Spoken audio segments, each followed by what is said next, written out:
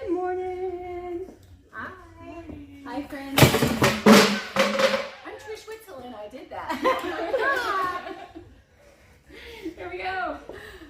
That's starting off with a bang. Yes. Good morning. We might have that edited out, just so you know. We may leave it. Who knows? Bloopers. Who knows what bloopers? Okay. So I'm Trish Witzel. I'm here at ProSource, and we're looking at some products here, ladies.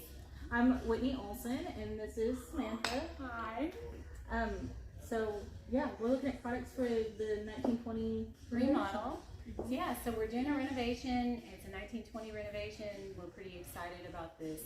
And this is some of the product that we're looking at maybe introducing into that homes. Of course, we're looking at 1920s. 1920s women love painted cabinets. Yes, and they still do. Yes. Just another example of how things that come in style years ago never have left. Right. Exactly. Definitely. Okay. So, timeless. I love that. So, if you'll notice the smaller tiles, and this was a time and age where people had survived. You think about it, they survived World War I. Yes. Yeah. They survived a flu influenza.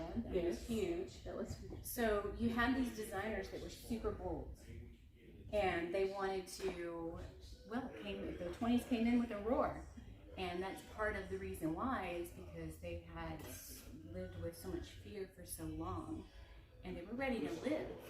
And so now we see these bold designs, bold, beautiful designs. Of course, they didn't have quartz back then, but if they would have used it. They would have all about it. They would have loved this.